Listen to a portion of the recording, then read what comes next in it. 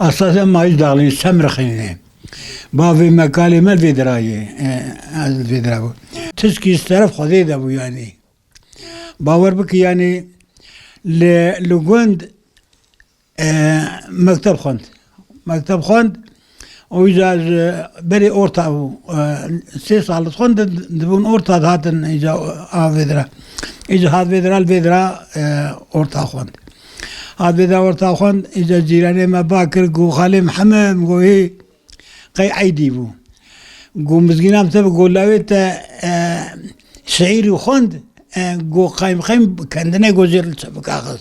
Eri, izo insan apır cihat kertuzane. Yani istaraf Xuda da ne teyze. Yani kitabı xondu bun o Kur'an o işkiye xondu kesin nizam istaraf Xuda Teala da bu. İcavi dad ders dame İcavi peşavi şu. Gokur go maviya ta beri ve xatim kiri Kur'an xatim kiri. Şu mektebi jidi doğuyu de nav 10,000 talebe de iki bu. Eriz Diyarbakır Rabun şun Samsun Ladik. Samsun Ladik kazandı. Beri Diyarbakır yateli belgel okul kazanç karabun sana. Zbo Hüseyin Veli oğlu. Sen sala ama bendeki. 5 sala yani var devam kırın. باور کن نیویه تمام ملت الواقعی قلب یا هر دوی شهید بون خدا تعالی زوار حس کرد هر دوی برن جم خواه خدا تعالی در انزاوان بلند کرد خدا تعالی ترکا مقامه خواه کرد ترکا زاروکه خواه کرد ترکا چکه خواه کسی کرد من ریا خدا تعالی کرتن بقرآن و سنته کرتن و حیانی چون خدا تعالی زوار حس کرد چون جب خدا تعالی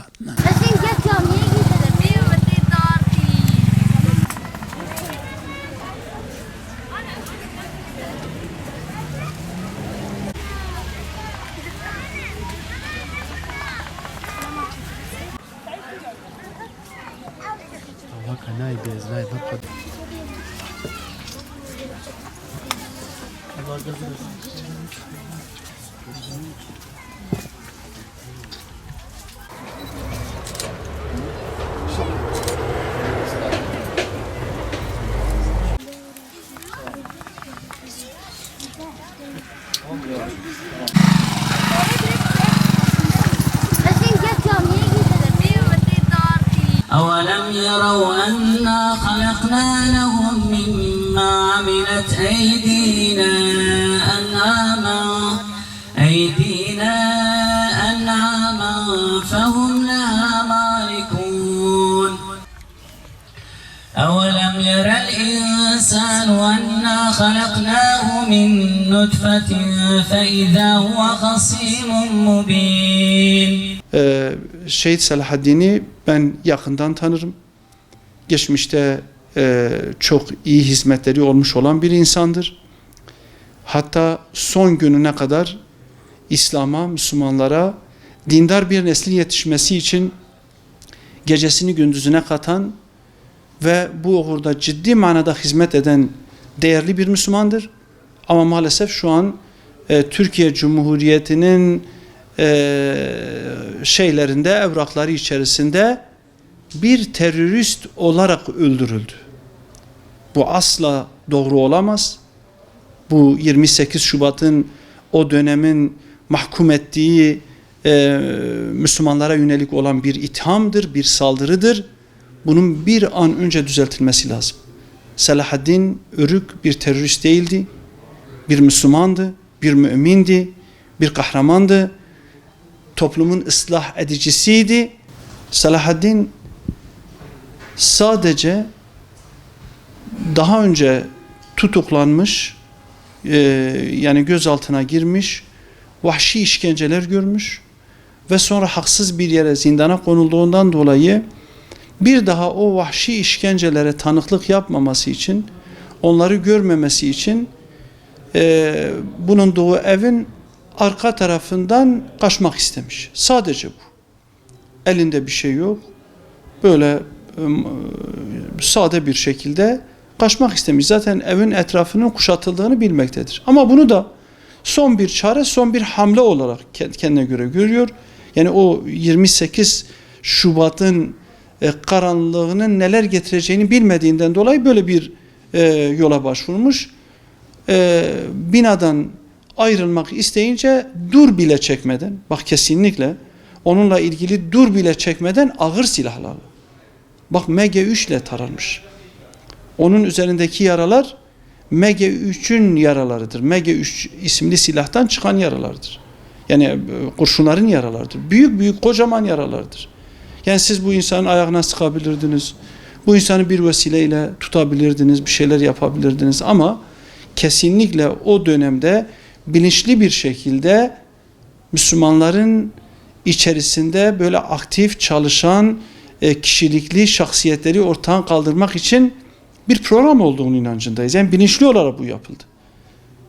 Yani bunda efendim işte yanlışlıkla olduğu tanınmadı, bilinmedi şeklinde bir şey değil. Yani bunlar asla doğru değil. Bunların üzerine gidilirse, yani tarafsız bir komisyon kurulup bunların üzerine gidilirse Allah'ın izniyle o dönemin tüm problemleri, sorunları tek tek ortaya çıkar diye düşünüyorum. Ömürlerinin baharında sahip oldukları bütün dünya güzelliklerini bu dava için, İslam davası için feda ettiler.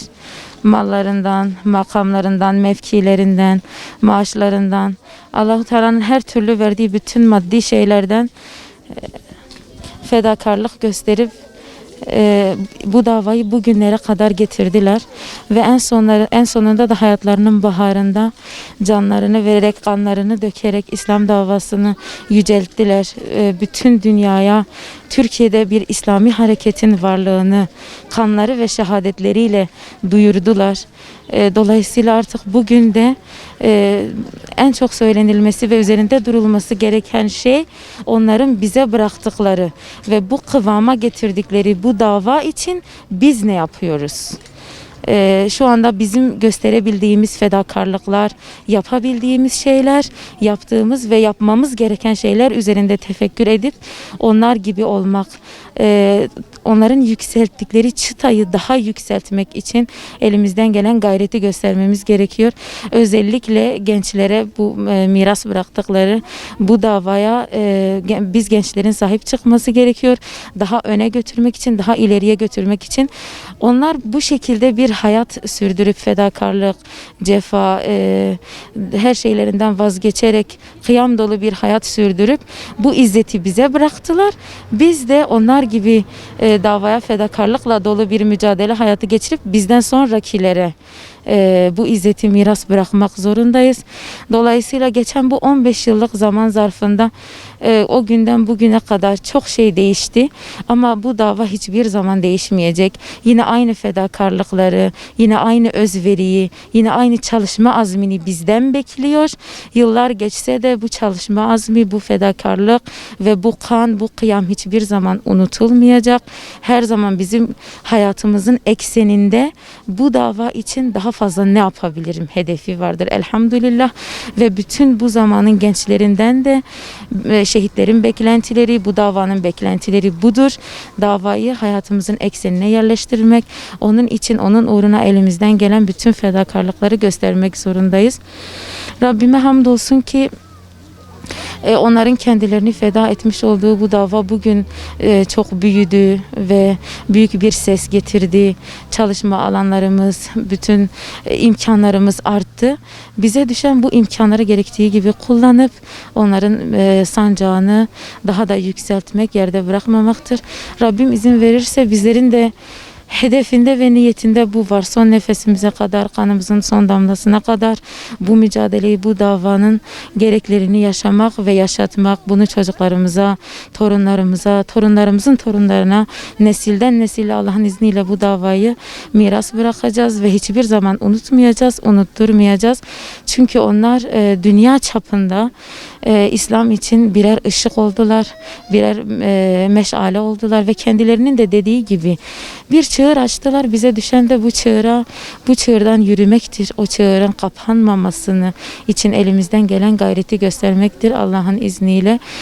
Kendi kişilikleri açısından da mesela babam gerçekten de hanımların, özellikle genç kızların kendilerini yetiştirmeleri, eğitmeleri ve İslami alanda, sahada olmaları, çalışmaları, her türlü yeteneğe ve kabiliyete sahip olup o yetenek ve kabiliyetleri İslam davası hizmetinde kullanmaları noktasında kendileri çok hassastı. Bu konuda bizleri çok teşvik ediyordu.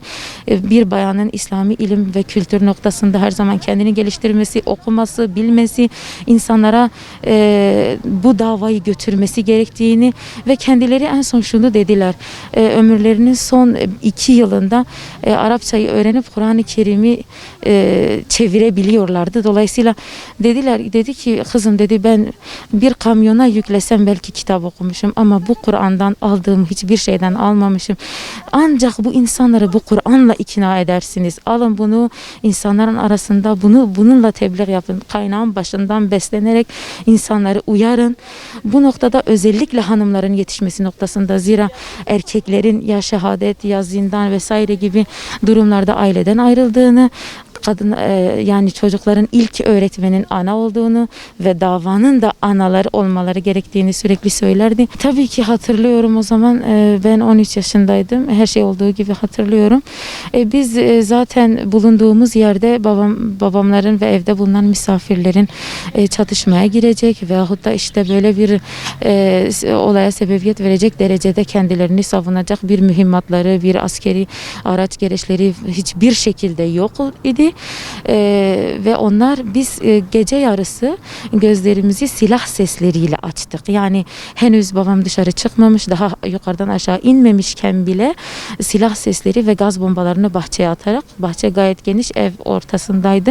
Dolayısıyla onlar saldırıya ilk geldikleri anda zaten öldürmek niyetiyle ve ele geçirmek niyetiyle gelmişlerdi. Bu onun ana delilidir. Çünkü karşılık henüz verilmeden, dışarıya çıkılmadan onlar ateş etmeye başlamışlardı.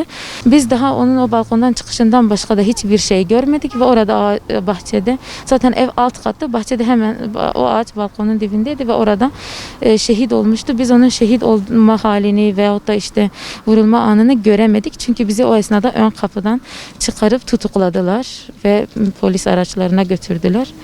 Yani tabii ki niyet gerçekten de bir gasptı ve sadece evde kadın ve çocukların bulunduğu ve nefsi müdafaanın bile yapılabileceği bir mühimmat bulunmadığı halde böyle bir saldırı, böyle bir geliş, tabii ki de gerçekten öldürme kastıyla gelinmişti yani.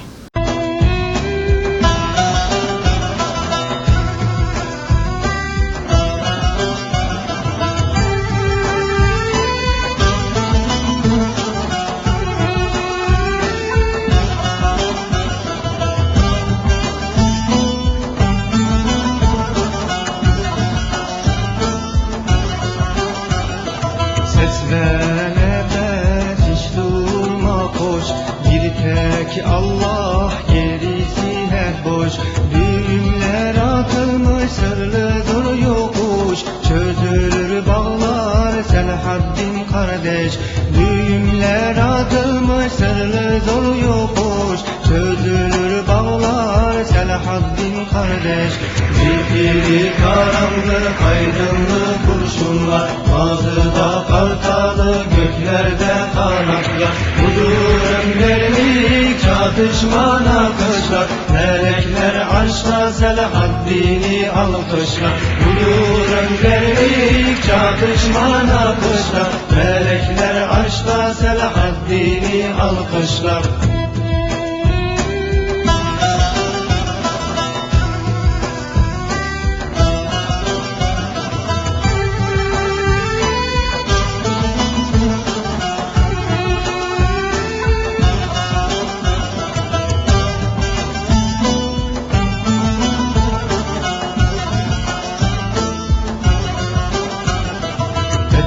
Cesaret, siyasi heyecan, cemaat içinde kamil bir insan.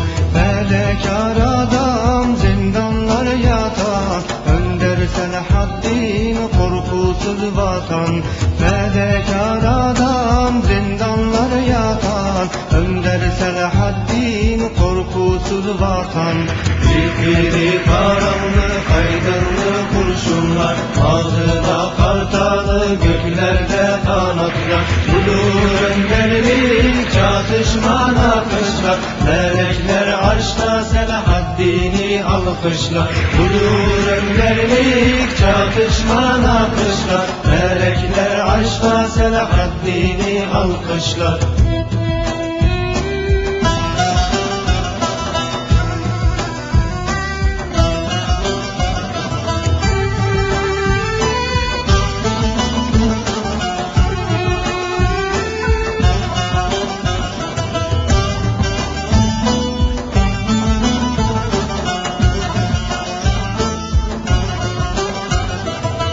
Asanı yutsun tağutları Kar anağını çarpsın zalimleri Tekbirleri alsın tekir bölgesini Var git Canan'a Hüseyin'in yoldaşı Tekbirleri alsın tekir bölgesini Var git Canan'a Hüseyin'in yoldaşı Zifiri karanlık aydınlık kurşunlar Ağzıda kartalı göklerde kanatlar Budur önderlik çatışma nakışlar Melekler arşta Selahaddin'i alkışlar Budur önderlik çatışma nakışlar Melekler arşta Selahaddin'i alkışlar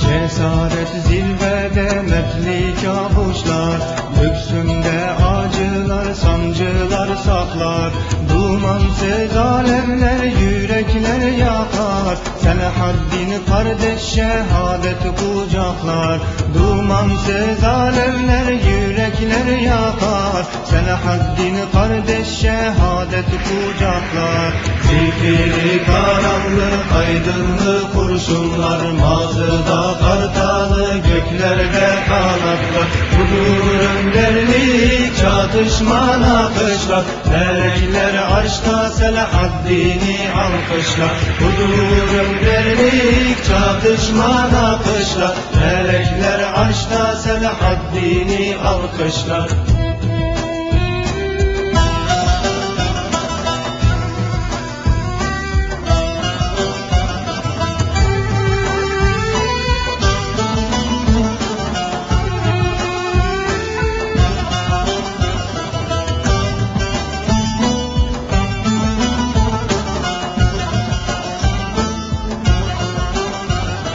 Çağır düşünü görsün kavgamı Sabır zaferdir yüklen yarını Sil gönlümün sisli yazını Selahaddin misali sürdür davamı Sil gönlümün sisli yazını Selahaddin misali sürdür davamı Zifiri karanlık aydınlık kurşunlar Mazıda kartalı göklerde kanatlar Budur önderlik çatışma nakışlar Melekler arşta Selahaddin'i alkışlar Budur önderlik çatışma nakışlar